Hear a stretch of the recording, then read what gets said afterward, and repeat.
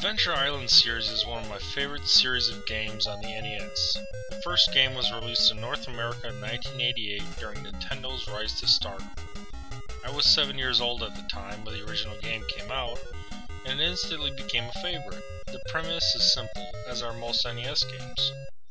You play as Master Higgins, a jolly little kid, I think, who is on a mission to rescue his girlfriend from the evil King Quiller, which turns out to be a lame rhinoceros-looking half-man type thing. You end up fighting him at the end of each world, of which there are 8 total in the game. Each world is divided into 4 stages, each of those broken into 4 sections, including a goal. There are no continues, and you only start with 1 life, so your skills better be up to the task. The graphics are pretty simple, just trees, grass, water, etc., but they all work in giving you the idea of being in a tropical or coastal setting. You also have cave areas which look okay too. Now onto the soundtrack. It's awesome! Adventure Island, and especially its sequel, have some great tunes. Just listen.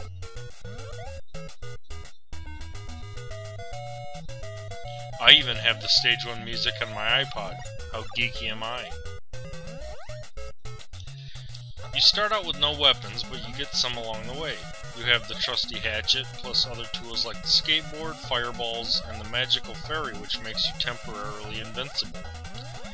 The main gimmick of the Adventure Island series is that your health bar gradually decreases over time, forcing you to constantly pick up fruit and other tasty items to refill it as you run along. Miss too many and you're dead. Get hit by an enemy and you're dead. One thing I never understood though is that you have a damn health gauge, but if you get hit by any enemy or enemy's projectile, it's instant death. So what's the point of having a health bar? And what's the pot bonus? Is the game rewarding you for getting high or something? Anyways, it's a classic and always will be.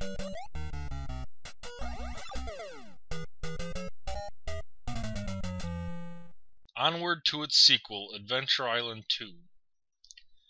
Adventure Island 2 was released in 1991, nearly 3 years after the original. And you thought games nowadays take a long time to come out. Anyways, your girlfriend is kidnapped, again, and you have to go after her. Don't you miss the old days of Nintendo when plots could be explained in a sentence or two? Adventure Island 2 is superior in almost every way possible, which is how a great sequel should be. The graphics are better, the gameplay has improved, the music kicks ass.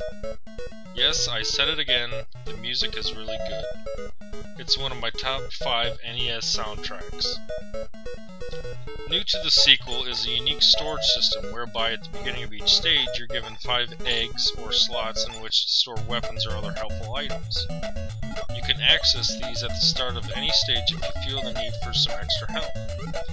Probably the most notable addition to the trilogy comes in Adventure Island 2, which are the dinosaurs! Along the way you'll encounter eggs which open to reveal a certain playing card symbol: diamond, spade, heart, or club. Once you pick these up, you're granted a dinosaur pet that you can ride and gain special abilities included with it. The heart, for instance, gives you the blue dinosaur. I'm not sure if they were given names, so I'm just referring to them by color, which attacks by swinging its tail forward, destroying anything in its path, including rocks and baddies. It's a fun addition to the game because you can use the slot system to save dinosaurs for later levels if you want. The spade card gives you the red dinosaur, which breathes fire and can move in lava safely. The diamond, which gives you the swimming purple dinosaur. And lastly, the club, which grants the flying pterodactyl. You won't find the pterodactyl card that much in the game, probably because it allows you to fly through most of the levels, skipping everything. I tend to save it right away because of this. There's also a map system implemented which shows the main overworld map with each of the 8 islands you'll explore. Then a smaller island map which shows the rough layout plus where and which boss you'll face at the conclusion of said island. You have the return of the bonus keys, except there are 3 this time instead of just 1. They all do different things, like take you to the cloud bonus fruit area, allow you to skip the entire island completely, and other things. Lastly, there is the bonus egg round at the end of each stage. Here, you're given a choice of several eggs, each one containing either bonus points or sometimes even a 1-up. Overall, I really liked the second game, and Hudson really added a ton of new features to make it a great adventure. No pun intended. Or maybe I did intend it, I don't know.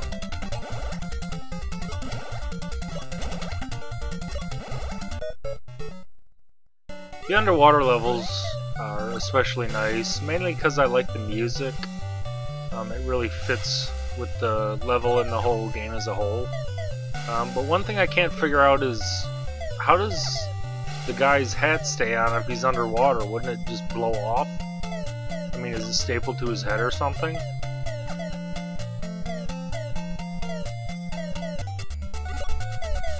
Uh-oh! It's the secret sound. When you hear this cool sound, that usually means there's a hidden egg there. This is why it's a good habit to get into, if just to throw hatchets everywhere, because then if you hear that sound, you know there's a hidden egg there. And it usually contains either one of the special keys, or usually one of the dinosaur pets, or... There's the hidden sound again! This time, though, it's a special one of the 3 keys found in this game. This one actually takes you to the secret dragon, which will give you the Hudson V. It allows you to continue the game with keeping all your items in check. And then you got this stupid magic eggplant that sucks all your life out. He's like the evil fairy. Instead of making you invincible, he just kills you.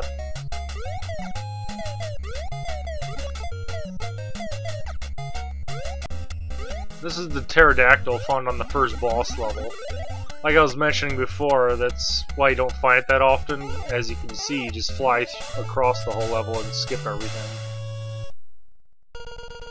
The bosses in Adventure Island 2 really aren't that hard. Like this first one here, the pineapple brain pulsating thing that isn't even a challenge at all because it doesn't really shoot anything at you. It kind of reminds me of a Contra boss. Yay! And then in some forest levels, you have this goddamn fox that comes after you. It comes out of nowhere. There he is! And you get killed. Lastly, we come to Adventure Island 3, which was released in North America in 1992. It was the last game in the original trilogy, and no, I'm not going to count Super Adventure Island, which came out for the SNES a few years later, as I see it as a low-grade addition to the franchise, and just generally a poor game, even by SNES standards. The story this time is similar to Adventure Island 2 in that an evil force kidnaps Master Higgins' girlfriend, this time aliens instead of an evil scary dude. So off we go. I really like the title music, it's really upbeat. The island overworld map has been replaced by a single large overworld map. Instead of separate islands, you move across a singular island, playing stages along the way, then reaching the boss. One of the annoying things about Part 3 is that if you die on a boss stage, the boss moves away to another stage, forcing you to complete your current stage, then moving to another to finish before fighting the boss. The dinosaurs return as well, however, you now have an additional 5th dinosaur in the form of a green triceratops that rolls into enemies. The invincibility fairy returns, as does the killer eggplant. Damn vegetables. The ability to duck has been added, which is kinda nice, but not that useful in most cases. Your item storage slots have also been expanded from 5 to 8, allowing you even more storage room. The controls have been improved over the 2 previous games, as you're not as floaty as you were, especially in the first game where you act like you're always running on ice. You also have the boomerang weapon in Part 3, which is a little better than the hatchet because the trajectory is more easily controlled. It's also nice because you can throw it, and even though you might miss it, it'll usually hit the enemy on its return flight to you. The sprites have been slightly updated from Part 2. and they look pretty good overall. At least not as semi-Atari as the first game looked. Actually, wasn't the purple swimmy dinosaur called Nessie back in the day? I can't remember. No, not again! At least the eggplant looks better in part 3 than it did in part 2.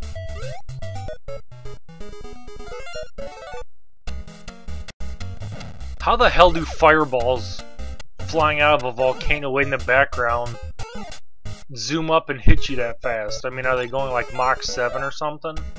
Those volcanoes are way in the background. There's no way they could move that fast. Lucky there's the old pterodactyl to take us through all this crap. It's a fine addition to the trilogy and a great way to wrap up a fantastic series of games for the NES. Even more than 20 years after it came out, I still enjoy playing these games. Part 2 is my favorite out of the